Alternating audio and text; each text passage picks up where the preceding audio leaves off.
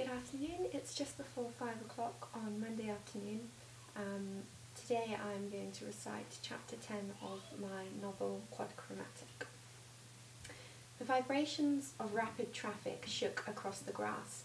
The little bluebells quivered in the reception shrubbery as the steel construction of the Blue Grape logo shone in the new morning sunlight. Graham had hated the company name from the off. He and the previous partners of his architecture firm had dreamt it up after a few too many cocktails in a hotel bar on a business trip to Dubai, whilst Apple hype was still in the air and the concept was still fresh and original. It was quirky, out there, off the wall, everything Graham wasn't. He'd studied diligently in Antwerp, Belgium, at the School of Architecture, where George had also trained. He'd hoped, one day, that he could make his father proud and succeed where he had failed, chasing unrealistic pipe dreams which he believed would come true without any effort, passion or real hard work. That was the downfall of George. He was too laid back, and over the years it turned to apathy. Graham was determined not to follow in these ill-fated footsteps and invested every ounce of energy into excelling. He didn't believe in half measures, and although he wasn't materialistic, believed that money equaled security and freedom. Elspeth was the love of Graham's life, and he wanted to ensure their family was happy and content. Having been there from the very beginning, Graham was naturally in an enviable position.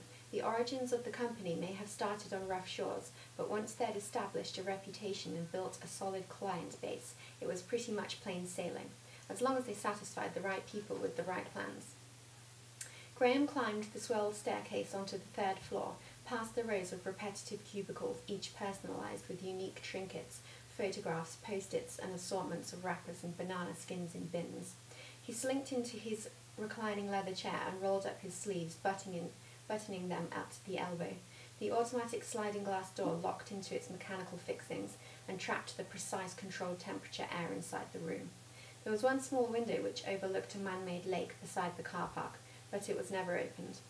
The rain fell frantic and haphazard in the day in, day out, and when Graham had to work late, it fell night in, night out, so it was just more convenient to keep it closed. The scent of strong coffee smoked under the glass as Eric appeared, motioning to get inside. Since he was holding two mugs, Graham pushed the button, sliding the automatic door open. He mumbled something about the weather, then placed the mug down on the desk, which instantly left a ring upon the pale virgin wood. He stood silent for a while, then began blabbering on about a new project in Denmark. Graham's mind wandered. Denmark? Wasn't that where Quinn wanted to ship Violet off to for the convention? His mind drifted back to reality. The project will be one of a kind. Either we'll get it, or they get it, Eric continued. By they, Eric was referring to TRA, or the Right Angles, a strong competitor also pitching to design and build a prestigious new art centre in Denmark, a scheme that would surely be a nice little earner, whilst thrusting Blue Grape into the limelight, back on top where they belonged. TRA had a habit of swooping in and closing their deals just as they thought their feet were firmly under the table and they were scraping nibs over dotted lines. Eric lowered his voice and knelt beside Graham, bringing him forward to whisper, "We can't tell the others, or the press. If anyone gets a leak of this, it will go global. Before you know it, TRA will be drawing up the blueprints. We keep it to ourselves, exposing the details at our disposal." Graham's pupils dilated. It was certainly an attractive offer, but secrecy, it just wasn't in his character. He'd have to hide it from Elspeth, hide it from George and Olive. It would eat away at him, keeping him awake at night, and make him uneasy when he stared through his reflection in the mirror or on train windows.